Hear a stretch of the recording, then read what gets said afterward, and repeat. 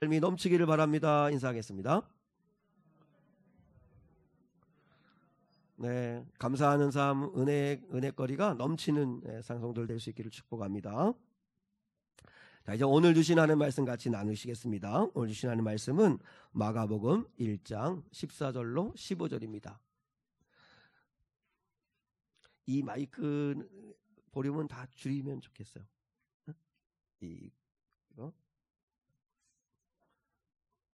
자, 마가복음 1장 14절로 15절 말씀입니다. 우리 한 목소리로 하나님 말씀을 받들어 읽겠습니다. 함께요. 요한이 잡힌 후 예수께서 갈릴리에 오셔서 하나님의 복음을 전파하여 이르시되 때가 찼고 하나님의 나라가 가까이 왔으니 회개하고 복음을 믿으라 하시더라. 아멘. 아멘. 자, 주님이 하시면 충분합니다 라고 하는 제목으로 하나님 말씀의 은혜를 나누기 원합니다. 오늘 마가복음 1장 14절 15절 이 말씀은 예수님이 본격적으로 공생의 사역을 시작하시는 거예요. 이 공생의 사역을 시작하시는 때가 언제인가를 오늘 밝혀주는데 요한이 잡힌 후라고 이렇게 되어 있습니다. 요한이 잡힌 후. 먼저 우리 사도 요한을, 세례 요한을 잠시 생각해 보려고 합니다. 헤롯 왕의 서슬퍼런 권력 앞에서 아무 말도 하지 못하던 그런 시대에 그 헤롯 왕의 죄를 직언한 사람이 세례 요한입니다. 그 일로 인해 가지고 요한은 옥에 갇히게 됩니다. 그런데 세례 요한은 그 옥에 갇히는 그 길로 풀려나지 못하고 결국 허망한 죽음을 맞이하게 됩니다. 마태복음 14장 10절로 11절에서 이렇게 말씀하고 있습니다. 같이 한번 읽을게요. 같이 시작. 사람을 보내어 옥에서 요한의 목을 베어 그 머리를 소반에 얹어서 그 소녀에게 주니 그가 자기 어머니에게로 가져가니라. 참 너무나 쓸쓸한 태장이죠. 높은 영적인 차원으로 보지 않으면 세례 요한은 참 비참하다. 어떻게 이렇게 인생이 끝이 날 수 있을까? 참 실패한 인생 같다 하는 생각을 하게 됩니다.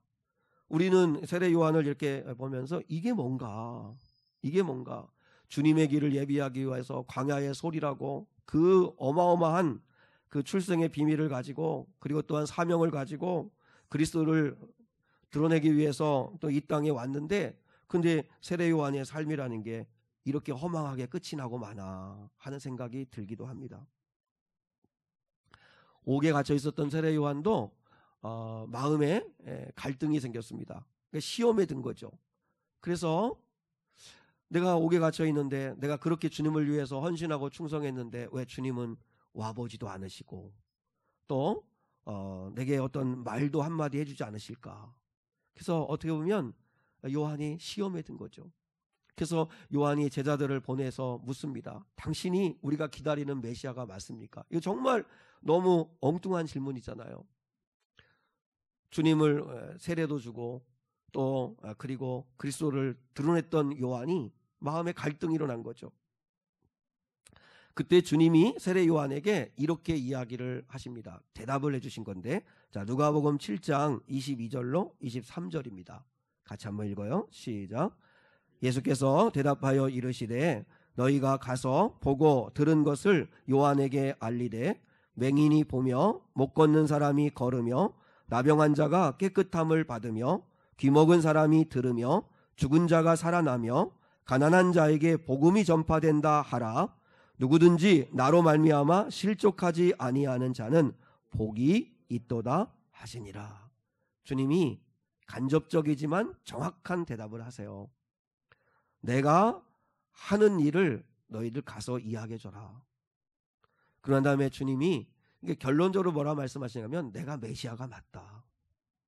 그리고 너는 절대로 나로 인해서 실족하지 마라. 네가 수고한 것을 내가 다 안다.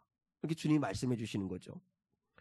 주님이 뭐라고 요한을 향해서 말씀하셨죠? 요한이 그 얘기를 직접 들었는지 안 들었는지는 모르겠지만 그러나 예수님이 요한에게 이렇게 말씀했습니다. 여자에게서 난 자 가운데서 세례 요한이 가장 큰 자다. 주님이 인정해 주신 거죠. 주님이 인정해 주셨습니다. 사랑하는 성도 여러분, 주님이 인정해 주시면 충분한 거 아닐까요? 세례 요한은 어떻게 보면 정말 어이없는 그런 죽음을 맞이하게 됩니다. 그럼에도 불구하고 요한은 이제 주님으로부터 말씀을 들었습니다. 내가 안다. 내가 안다. 그러므로 요한은 이제 억울해하지 않습니다. 요한이 억울해하면서 죽었을 거라고 생각하지 않습니다. 어떻게든지 감옥에서 나가려고 정말 백방으로 수소문하지도 않았을 겁니다. 이유는 주님이 아시기 때문이죠. 주님이 아시는 거예요. 그리고 주님 말씀에 나로 인하여 절대 실족하지 마라. 실족하지 마라. 사랑하는 여러분, 우리가 신앙생활 하면서 가장 힘든 게 뭐냐면 과연 하나님이 나를 아실까 하는 거죠. 그죠?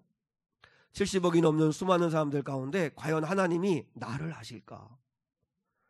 나에게 관심이 있으실까? 내 기도를 과연 하나님이 들으실까?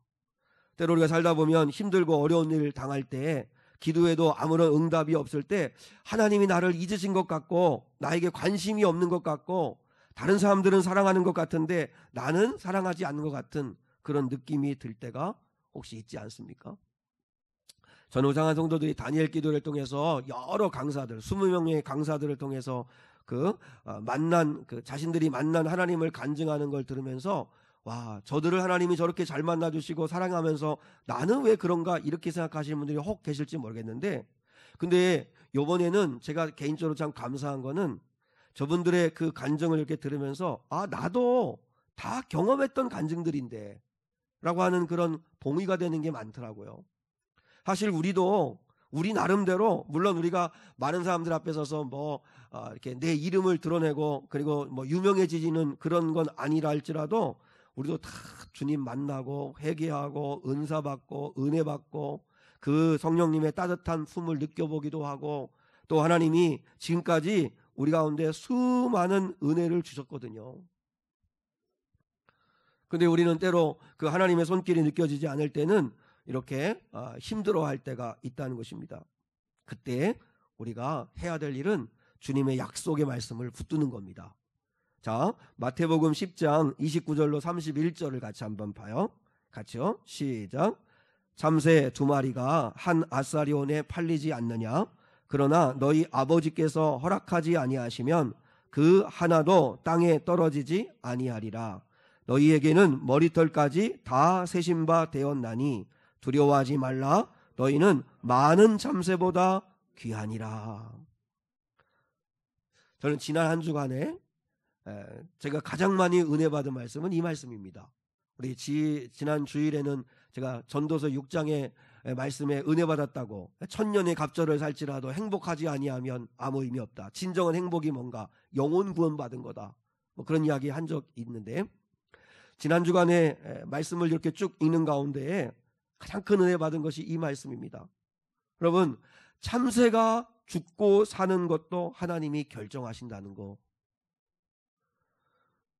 참새 2마리가 한 아사리온에, 아사리온은 아주 작은 동전인데, 그러니까 가장 가난한 사람이 그나마 고기 먹을 수 있는 게 참새 사서 먹는 건데, 그런데 하나님 아버지께서 허락하지 않으시면 참새 1마리도 땅에 떨어지지 않는다. 지금 주님이 참새가 귀하다는 얘기를 하시려고 하는 게 아니잖아요. 하다못해 가장 가난한 사람들이 값싸게 그 한 아사리온이라는 몇백 원 그런 돈을 주고서 그 참새 마리, 참새 고기가 얼마나 고기가 많겠으마는, 그러나 그 가장 가난한 사람들이 먹는 그 참새 1마리 2마리 그 참새의 생명도 하나님이 허락하셔야 죽고 살 수 있다는 거죠. 하물며 너희는 어떻겠느냐? 너희는 죽고 사는 건 하나님의 결정이라는 거죠. 하나님의 결정. 하나님은 우리의 머리털까지도 다 세신 바 되신다. 예를 드신 거죠. 주님이 모르시는 게 뭐가 있으시겠어요? 주님이 나를 아신다는 거죠. 주님께서 이렇게 강력하게 말씀하시는 거예요. 내가 너희의 머리털까지 다 세신 바 된다. 그러니까 내가 너를 안다. 너를 안다. 그러므로 사탄 마귀를 두려워하지 마시고 불행한 환경을 두려워하지 마시고 우리가 두려워할 분은 나를 아시는 하나님을 두려워하고 그분을 경외해야 합니다. 자, 마태복음 10장 28절에서도 주님이 이렇게 말씀하셨습니다. 진정 하나님을 두려워하라 이렇게 말씀하시면서 가르쳐 주신 말씀인데, 시작. 몸은 죽여도 영혼은 능히 죽이지 못하는 자들을 두려워하지 말고 오직 몸과 영혼을 능히 지옥에 멸하실 수 있는 이를 두려워하라. 우리의 육신을 죽게 만드는 건 많습니다. 그 원인은 많아요. 뭐 강도를 만날 수도 있고, 무슨 큰 사고를 만날 수도 있고, 사건을 만날 수도 있고, 아니 내가 병이 들 수도 있고. 그러나 그런 거 두려워하지 마라. 한 번 죽는 것은 사람에게 정해진 것이고 그 후에는 하나님의 심판이 있으니까 중요한 건 몸과 영혼을 지옥에 던지실 수 있는 하나님을 두려워해라. 지옥에서 영원히 고통받으며 영원한 고통 가운데 살아가는 것만큼 두려운 일이 어디 있습니까? 근데 이 몸을 상하게 하고 몸을 죽이는 자들을 두려워하지 말고 몸과 영혼을 능히 지옥에 던지실 수 있는 하나님을 두려워해라.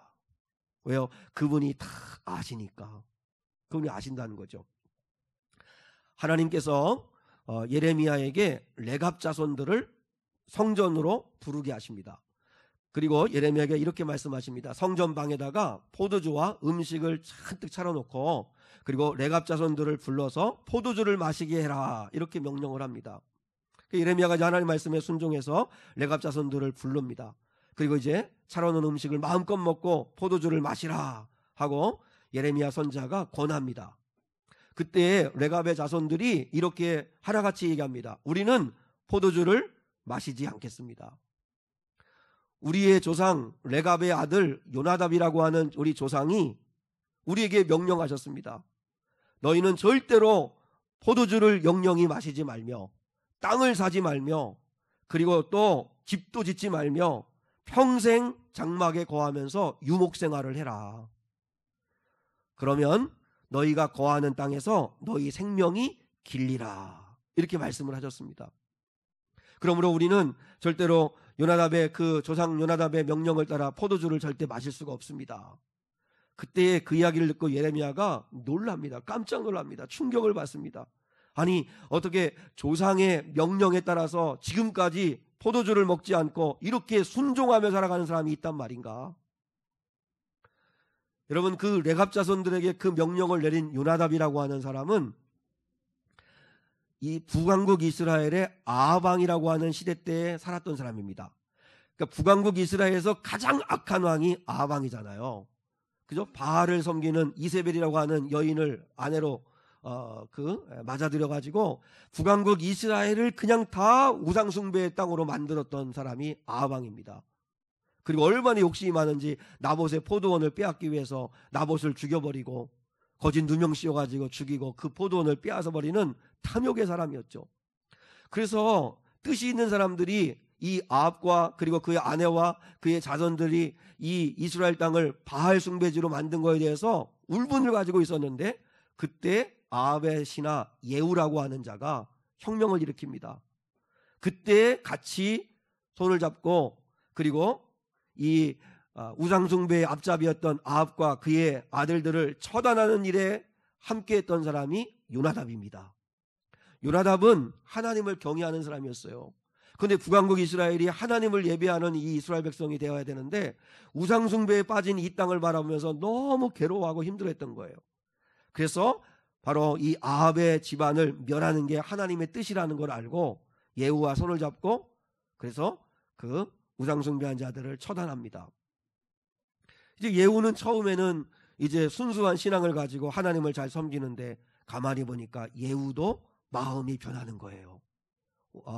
이제 왕이 되고 난 다음부터는 이 예후도 술을 즐기기를 시작하고 그리고 술을 즐기다 보니까 실수하겠죠. 그리고 음행을 저지르고 그리고 우상숭배를 섬기고 그리고 물질을 탐하여서 땅 한 평이라도 더 가지려고 불법을 자행하는 그런 아합하고 다를 바 없이 아합의 그 죄를 처결하려고 하나님의 뜻에 따라서 했던 예후가 변심을 한 거죠.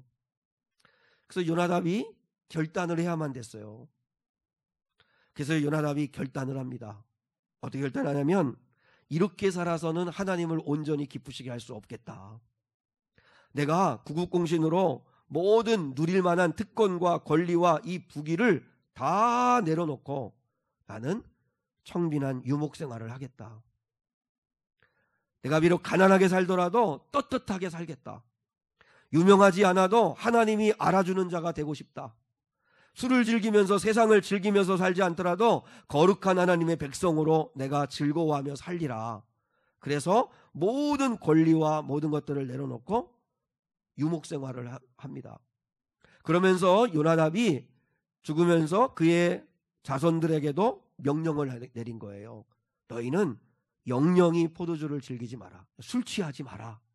그리고 죄짓지 말고, 그리고 땅 살려고 하고, 그 다음에 재산 늘리려고 하고, 그리고 집 지어서 정착하려고 하지 말고 그저 하나님의 뜻에 따라서 이렇게 목초지를 따라다니면서 유목생활을 하거라. 여러분, 조상 요나답이 그렇게 레갑의 후손들에게 명령하고 난 다음에 250년이 지난 이 예레미야 시대 때까지도 250년 전에 명령했던 그 명령을 지금 지키고 있는 거예요.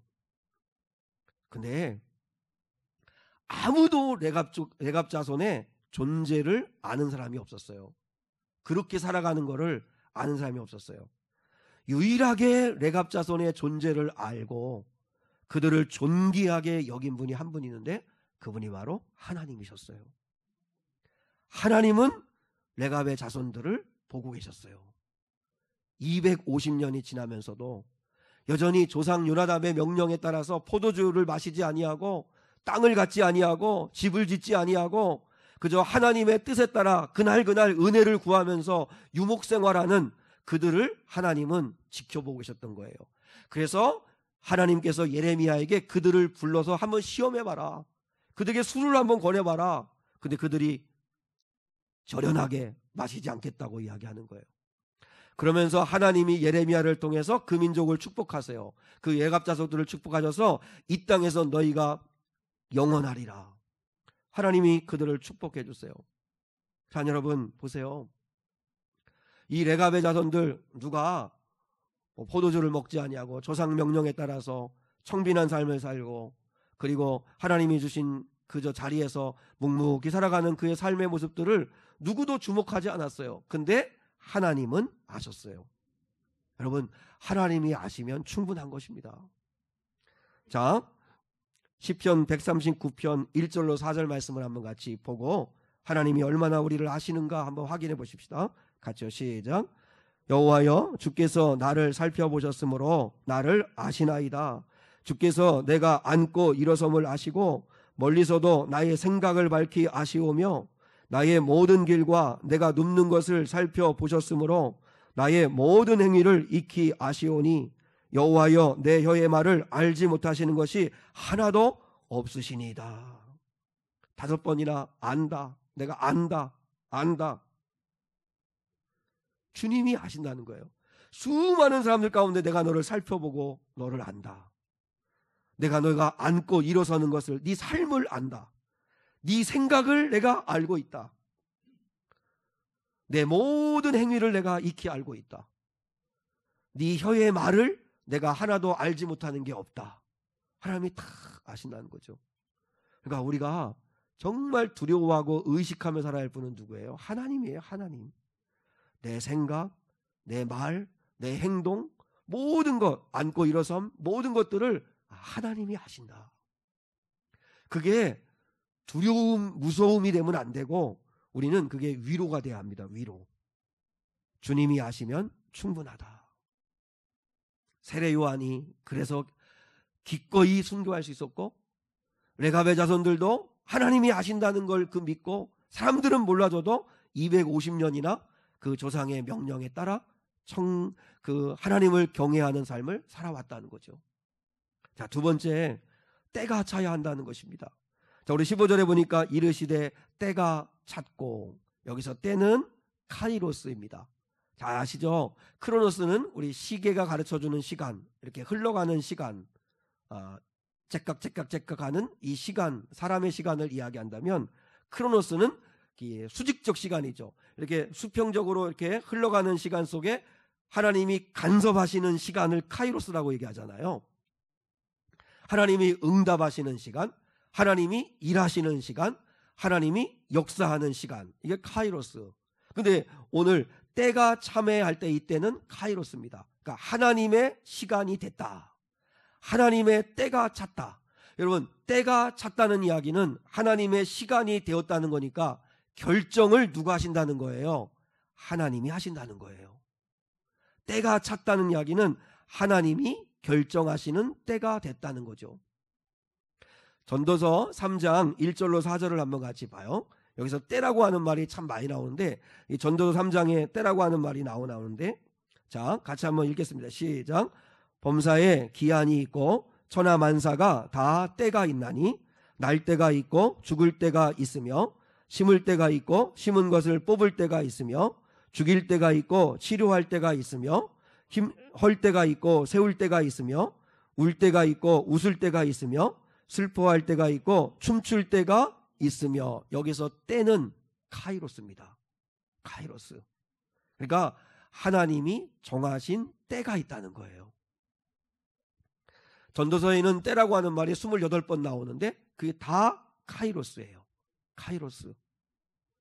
하나님이 작정하신 때가 있다, 하나님이 결정하신다는 거죠. 우리는 이 사실을 믿어야 합니다. 우리는 때는 언제인지는 모릅니다. 주님 언제 오실지 우리는 모릅니다. 언제 응답해 주실지 우리는 모릅니다. 다만 그 때는 하나님이 결정하신다는 사실을 믿고 우리는 어떻게 해야 돼요? 하나님 바라보면 돼요. 하나님께 구하는 거예요. 그러면 하나님이 일하시는 거예요. 계속해서 우리 다니엘 기도회 강사활동에서도 우리 자녀 구원에 대하여 고민하고 염려하시는 분들 걱정하지 마시라. 자기도 뭐 몇 년 만에 그 부모님의 기도에 따라서 이렇게 움직였다, 역사했다, 이런 이야기 많이 하는데 다 하나님의 때가 있는 거죠. 그러니까 그 하나님의 일하실 때를 바라보고 우리는 그저 하나님께 기도하고 바라는 거죠. 보세요, 사랑하는 여러분, 스데반이 사도행전에 보니까요, 거의 동시대인데 스데반이 설교했을 때는 돌이 날라와 스데반이 돌에 맞아 죽습니다.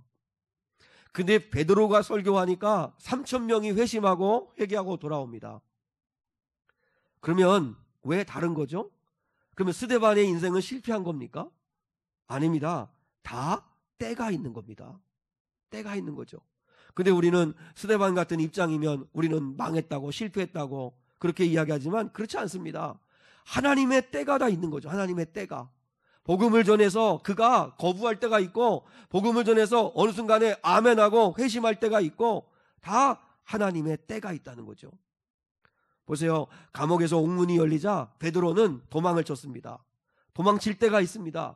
근데 사도 바울은 감옥에 옥문이 열렸지만 도망가지 않고 기도하고 찬양하다가 간수의 집안의 모든 식구들을 구원해냅니다. 왜 그렇죠? 때가 있기 때문입니다. 아직 베드로는 더 살아서, 왜냐하면 베드로 그 다음 날에는 베드로를 야고보처럼 죽이려고 했거든요. 도망가야 할 때가 있고 피해야 할 때가 있고, 그러나 맞아들일 때가 있고 버텨야 할 때가 있고, 그 때는 다 하나님이 결정하시는 거라는 거죠. 그래서 한번 따라하겠습니다. 신앙생활은 수동태입니다. 그래서 엄밀하게 말하면 신앙생활은 수동태입니다.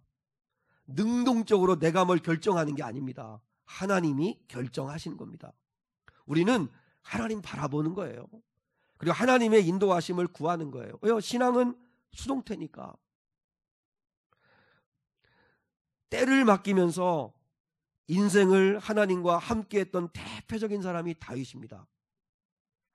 다윗의 범죄로 인해 가지고 다윗의 범죄함으로 인해서 밧세바가 낳은 아이가 병에 들어요. 그래서 이제 다윗이 그 병든 아이를 살리고자 하는 마음으로 방 안으로 들어가서 음식도 먹지 아니하고 기도하기를 시작합니다. 근데 이제 신하들이 볼 때 왕의 몸이 상할까 염려되어서 음식을 권해도 왕이 백성들, 그 신하들의 청을 거절하고 뿌리치고 계속 금식하며 방 안에 나오지 않고 기도합니다. 하루, 이틀, 일주일이 되었습니다. 일해가 되었을 때까지 금식하며 기도하는데 1회 만에 그 아이가 죽습니다.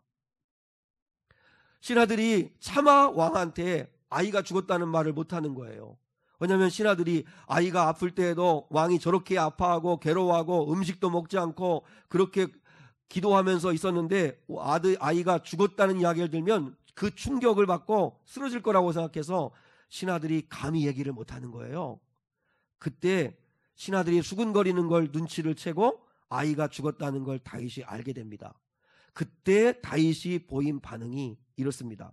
자, 사무엘하 12장 20절입니다. 같이요. 시작. 다윗이 땅에서 일어나 몸을 씻고 기름을 바르고 의복을 갈아입고 여호와의 전에 들어가서 경배하고 왕궁으로 돌아와 명령하여 음식을 그 앞에 차리게 하고 먹은지라. 신하들은 다윗 왕의 행동이 정말 이해가 안 됐어요. 아이가 죽었다는 이야기를 들으면 신하들은 생각했어요. 왕이 절망할 거라고 생각했어요. 낙심하고 절망하고, 그리고 일주일간 음식을 먹지 않았으니까 탈진해가지고 쓰러질 거라고 생각하고, 그리고 왜 하나님 내 기도 응답 안 하셨습니까? 왜 우리 아이를 그대로 죽게 데려가셨습니까? 이러면서 원망할 줄 알았어요. 근데 다윗은 어떻게 하죠? 아이가 죽었다는 말을 듣자 일어나서 몸을 씻습니다. 그리고 수염을 정비하고 기름을 바르고 새 옷을 갈아입습니다. 그리고 성전으로 나가서 하나님 아버지 앞에 경배하고 돌아와서 음식을 차리라고 하고, 그리고 음식을 먹습니다. 신하들이 너무 이해가 안 되는 거예요. 그래서 신하들이 왕에게 물어요. 그때 다윗이 신하들에게 이렇게 대답을 합니다. 22절로 23절 같이요. 시작. 이르되 아이가 살았을 때에 내가 금식하고 운 것은 혹시 여호와께서 나를 불쌍히 여기사 아이를 살려주실는지 누가 알까 생각함이거니와 지금은 죽었으니 내가 어찌 금식하랴. 내가 다시 돌아오게 할 수 있느냐. 나는 그에게로 가려니와 그는 내게로 돌아오지 아니하리라 하니라. 보세요. 다윗의 믿음이 뭐죠? 다윗의 믿음이 뭐예요? 다윗의 믿음은 때를 하나님께 완전히 맡긴 거예요. 생명의 주인은 하나님이라는 걸 믿었어요. 살고 죽는 건 하나님의 손에 있다는 걸 진짜 믿었어요.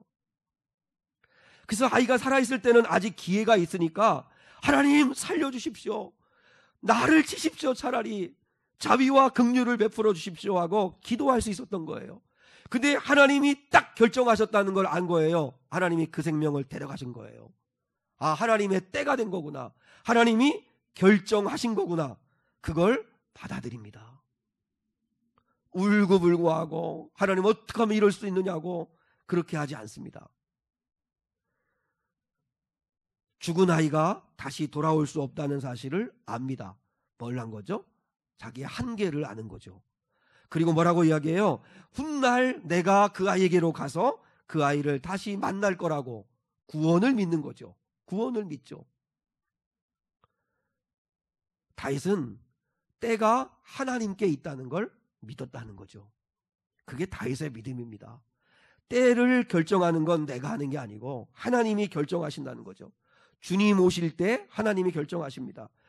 낮추실 때가 있고 높이실 때가 있고 기도를 응답하실 때가 있고 여러분의 기도를 거절하실 때가 있고 또 주실 때가 있고 욥의 고백처럼 거둬가실 때가 있어요. 그 때는 하나님이 결정하시는 거라. 그러니까 우리가 해야 할 일은 뭐예요? 그러니까 하나님 아버지 앞에서 하루하루 생명 주심에 감사하고, 그리고 매일매일마다 때를 다스리시고 결정하시는 하나님을 바라보고 그 하나님의 은혜와 자비를 구하면서 사는 것입니다. 그리고 주어진 결과에 대해서 겸손하게 받아들이고 그리고 믿음으로 살아가는 것입니다. 낮추실 때는 겸손히 낮아져서 하나님을 바라보고, 높이실 때는 교만해지지 아니하고 또 겸손해지고, 기도 응답하실 때는 하나님께 감사하고, 아직 응답하지 않으실 때는 아직 때가 된 거 아닌구나 기다리고, 하나님이 주실 때 감사하고 거두실 때도 그래도 뜻이 있는 거구나 그래서 또 감사하고, 하나님께 감사하면서 그 때를 맡기며 살아가는 저와 여러분 될 수 있기를 주님의 이름으로 축복합니다. 마지막 세 번째, 하나님의 나라가 나의 비전이 되기를 원한다는 것입니다. 자, 우리 예수님이 이렇게 말씀했습니다. 때가 찼다 그러면서 제일 첫 번째 공생애를 시작하실 때 첫 마디가 뭐냐면 하나님의 나라가 가까이 왔으니 회개하고 복음을 믿으라. 자, 여러분 저를 봐요. 하나님의 나라는 나로부터 시작되는 거예요. 하나님의 나라는 나로부터 시작돼요. 하나님의 나라는 세상의 나라와는 다릅니다. 근데 세상의 나라나 하나님 나라나 나라가 되려면 국가를 구성하는 세 가지 요소가 있잖아요. 국민, 영토, 주권이 있잖아요. 그러면 하나님 나라의 국민은 누구일까요? 예수 그리스도의 제자입니다. 그래서 다음 주에 우리가 나누겠지만 주님이 하나님 나라를 선포하자마자 구체적으로 하시는 게 뭐예요? 제자 부르시는 거예요. 저와 여러분을 불러서 하나님 나라의 백성, 국민 되게 하시는 거죠. 우리는 이 땅에서 하나님의 부름받은 제자, 예수의 제자로서의 삶을 살아야 되고, 그러면 우리가 살아가는 하나님 나라의 영토, 땅은 어디예요? 여러분이 살아가는 삶의 자리, 우리 이성기 선생님도 기도했지만 여러분 살아가는 삶의 자리, 가정, 직장, 또 뭐 회사 같은 건가요? 학원, 학교, 여러분이 있는 그 자리에서 예수 그리스도의 제자로서 살아가는 거. 주권은 뭐죠? 주권은 누가 다스리느냐는 거죠. 권력이 어디로부터 오느냐인데, 민주주의 국가는 국민으로부터 오는 거니까, 그래서 대통령 선거도 국민이 하는 거고 그런 거지만, 하나님의 나라는 하나님께로부터 다스림이 오는 거죠. 그러니까 내가 하나님의 나라가 되었다는 건 하나님의 다스리심을 받는 예수 그리스도의 제자가 되는 거죠. 여러분 가정이나 직장이나 여러분이 있는 그 자리에서 하나님의 다스리심을 받는 예수를 따라가는 제자, 그게 하나님의 나라입니다. 그러니까 그 하나님의 나라가 한 사람이라도 더 많아져야 되겠죠. 그게 우리 교회의 사명 아닙니까? 한 사람이라도 더 예수의 제자 삼아서, 그래서 하나님의 다스리심을 받게 만드는 일, 그게 우리가 해야 될 일인데, 근데 하나님의 나라는 나로부터 시작되는 거죠. 그래서 예수님이 뭐라고 말씀했어요? 하나님의 나라가 가까이 왔으니 회개하고 복음을 믿으라. 복음은 예수님이잖아요. 회개하고 복음을 믿으라. 회개하고 예수 믿어라. 여러분 회개했습니까? 예수가 나의 진정한 구원자라고 믿으십니까? 내가 지금 오늘 내 생명을 걷어가신다 할지라도 나는 천국에 갈 확신을 가지고 있으십니까? 하나님의 나라가 가까이 왔다. 하나님의 나라는 너로부터 시작되는데 네가 먼저 회개하고 예수를 믿어야 한다. 순회선교단에 설립한 김용희 선교사의 설교를 들었는데요. 그 김용희 선교사님의 설교 중에 이런 이야기를 하셨습니다. 미국에서 이민 목회를 하시는 한 목사님이 한국에 와서 이 김용희 선교사님을 만나서 자기의 아픈 이야기를 하더라는 거죠. 이민 목회에서 많은 목사님들이 이 목사님을 부러워했대요. 왜냐하면 이 목사님이 목회하는 교회에는 교육사업으로 큰 성공을 거둔 한 장로님이 계신데, 그 장로님이 얼마나 인격적인지, 얼마나 목사님을 잘 섬기는지, 얼마나 교회에 충성을 하고 헌신을 많이 하는지, 그래서 주변에 있는 목사님들이 이 목사님을 다 부러워한 거예요. 그런 장로님과 목회할 수 있어서 너무 부럽다. 너무 부럽다. 가끔 우리 이렇게 시찰에 모이면 저를 부러워하는 분이 있습니다. 우리 장로님들이 뭐 이렇게 정치하시는 분들도 아니고 뭐 큰 소리 내시는 분들이 아니고, 그래서 저한테 그런 부러움을 얘기하는 경우도 있는데, 아무튼 이분은 정말 주변에 있는 목사님들이 다 부러워한 거예요. 그리고 모든 교인들이 이 장로님을 다 존경할 만큼, 존경을 한 몸에 받을 만큼 그렇게 귀한 신앙생활을 하셨던 분이에요. 근데 이분이 우연찮게 건강검진을 했는데, 근데 시한부 선고를 받게 된 거예요. 3개월에서 6개월밖에 살지 못한다는 진단을 받으신 거예요. 주변 사람들도 그렇게 충격을 받았겠지만 제일 가장 큰 충격을 받은 건 장로님 본인이 가장 큰 충격을 받은 거죠. 온 성도들이 장로님을 위해서 24시간 릴레이로 교회에 모여가지고 순번을 짜서 기도를 시작했습니다.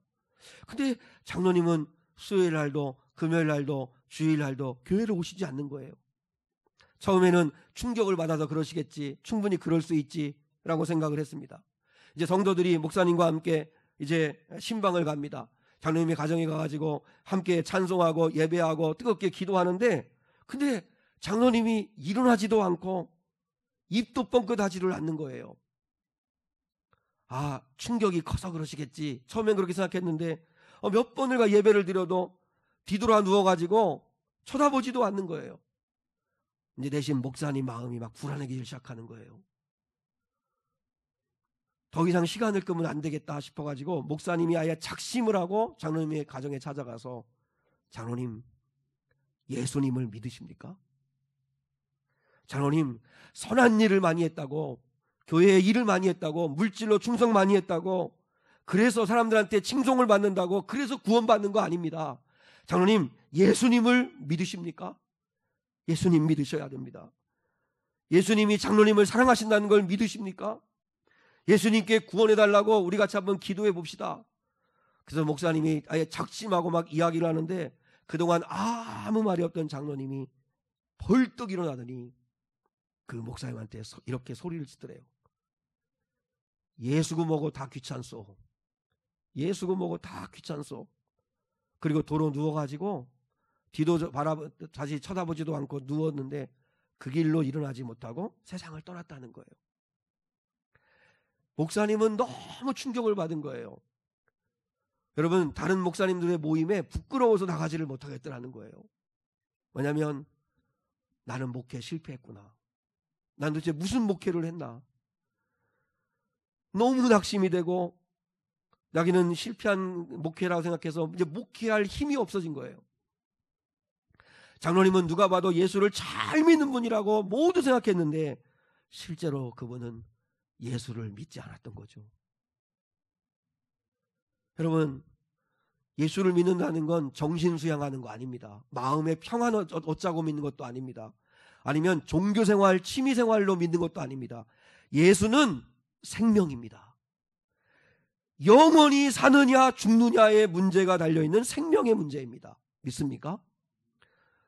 여러분, 저도 목사로서 정말 괴로운 건 뭐냐면 예수를 믿지 않는 교인들이 있다는 것입니다. 우리 아이들, 우리 젊은 아이들, 우리 성도들 가운데도 예수를 믿지 않는 성도들이 있다는 것이죠. 그게 잘 두렵고 그것만 생각하면 목회할 힘이 없고 너무너무나 낙심이 될 때가 많습니다. 우리 작은 성도들은 정말 예수를 믿으십니까? 내가 오늘 밤에 내 생명이 끝이 나는 날이 된다 할지라도 예수를 믿기에 하나님이 나를 천국으로 인도하실 것을 믿으십니까? 예수가 나의 생명, 내 삶의 진짜 주인이라는 걸 믿으십니까? 이거 믿으셔야 합니다. 하나님의 나라가 가까이 왔다. 회개하고 예수를 믿어야 한다. 주님이 말씀하신 겁니다. 내가 예수를 믿고 내가 먼저 회심하고 내가 먼저 하나님 나라가 되어서 우리에게 주신 사명이 뭐예요? 복음 전하라는 거죠. 복음 전하는 사명을 우리에게 주셨습니다. 어제 2년 만에 전도를 나갔습니다. 근데 여러분, 전도를 나가기 전까지는 참 마음이 두근거리고 참 조심스럽고 마음이 참 그렇습니다. 부담됩니다. 근데 막상 전도하는 시간에 저는 정말 어제 너무 기뻤습니다. 2년 동안 이렇게 전도하지 못하다가 전도한 것도 기뻤고, 그래서 공원에 갔는데 어떤 아이들이 그래요. 아주 너스레를 떨어요. 교회나 한번 가볼까? 이러면서 너스레를 떠는 아이들 있고, 어떤 할아버님은 어디 교회냐? 아유, 수고가 많으시다. 이러면서 친절하게 그 전도 선물을 받아주시더라고요. 그리고 전도를 해보면 전도 선물 받아주는 것만도 너무너무 고마워요. 너무너무 고마워요. 사실 그 좋은 거 주는 건데도 너무너무 그 받는 것 자체만으로도 고마운데, 우리 권사님들이 전도할 때는 어느 분은 가게의 주인이신데 교회를 가고 싶다고, 그러면서 구체적으로 이것저것을 물어보시는 분도 만났다고 그런 얘기를 하시더라고요. 근데 이게 전도를 이렇게 하는데, 근데 그 산남 그 중학교 그 사거리에 45인승 대형 버스가 더 있는데, 근데 보니까 트롯 가수 영탁의 팬클럽 아주머니들이 그 버스를 이용해서 이제 이렇게 각자 식당에 흩어져 가지고 밥을 먹더라고요. 이제 밥을 드시고 나오는 행렬을 이렇게 봤어요.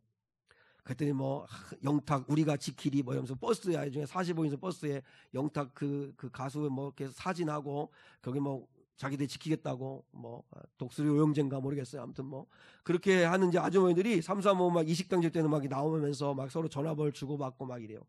가만히 그분들을 이렇게 바라보니까 그분들은요 다 보니까 40대, 50대, 60대 아주머니들인데, 야, 정말 트롯 가수들은 아주머니들이 지켜주는 것 같아요.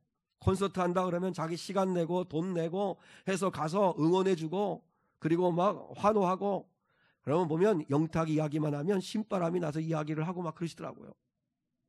근데 그 영탁의 팬클럽들 아주머니들 사이로 제가 두 분은 어제 전도 함께 하신 권사님들을 배웠어요. 그러면서 생각을 했어요. 전도에 참여하신 그 두 분 권사님들은 주님이 좋아서 주님을 위해서 시간 쓰고 돈 쓰고 헌신하시는 분들이에요. 사람은 누구를 사랑하느냐, 사랑하는 거에 시간을 쓰고 돈을 쓰고 하게 돼 있어요. 근데 그 사람들 그 팬클럽인 그 아주머니들은 그 한 사람을 위해서, 자기가 좋아하는 가수를 위해서 시간을 내고 돈을 내고 그리고 기뻐하고 얘기하고 주변 사람들한테 전하고 막 그러더라고요. 근데 두 분 권사님들은 그분들에 비하면 세련되지도 않았지만 그러나 주님을 전하겠다는 그 작은 순종의 마음을 가지고 전도 선물을 지나간 사람들에게 나눠주는 모습을 보는데 울컥하더라고요. 주님이 얼마나 기뻐하실까.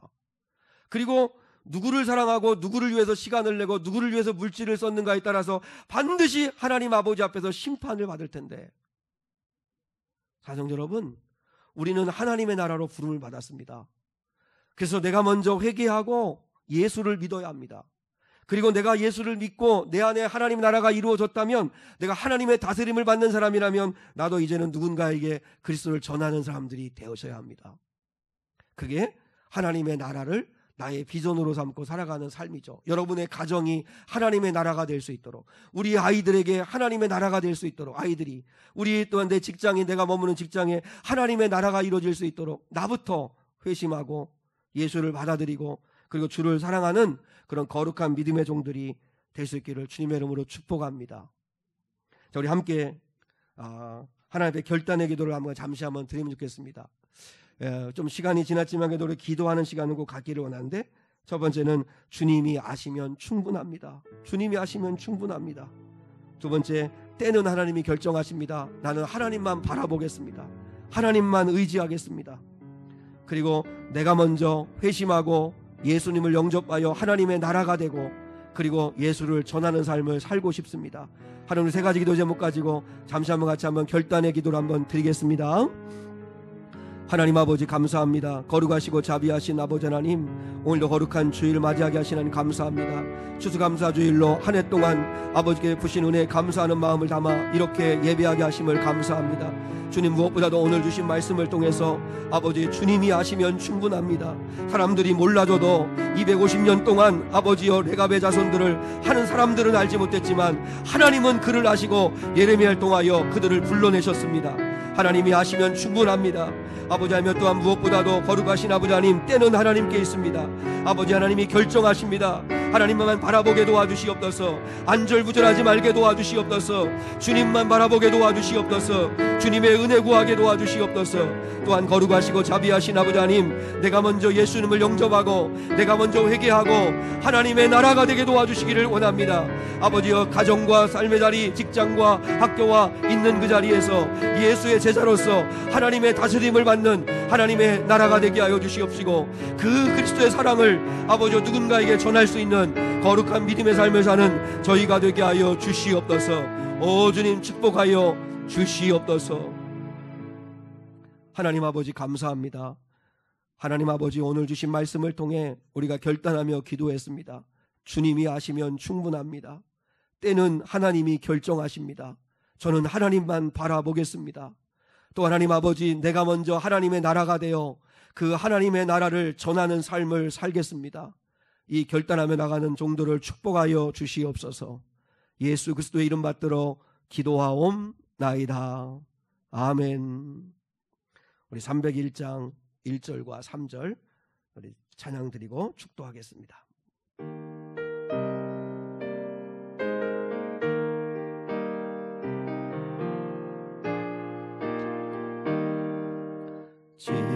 지금까지 지내온 것 주의 크신 은혜랑 한이 없는 주의 사랑 어찌로 말하랴.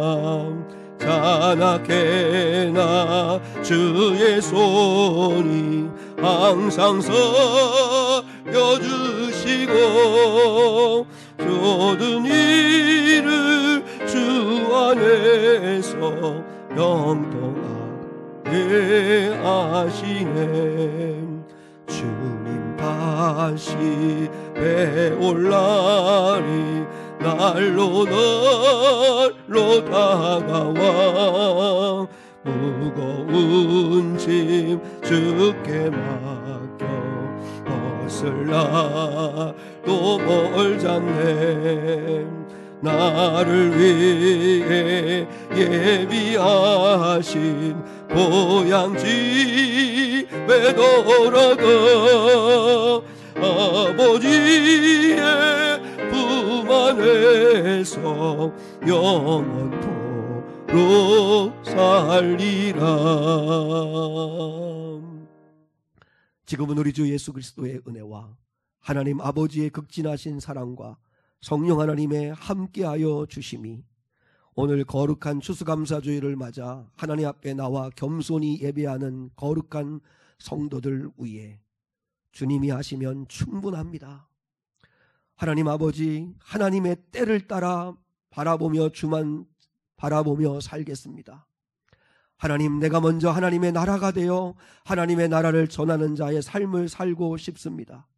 이렇게 결단하며 나아가는 사랑하는 성도들 위해 특별히 거룩한 주일 맞아 감사 예물을 봉헌하고 귀한 예물을 구별해드린 손길들마다 하나님 놀라우신 채워주시는 은혜를 간구하는 성도들 위해 이제로부터 영원까지 함께 하시기를 간절히 축원하옵나이다. 아멘.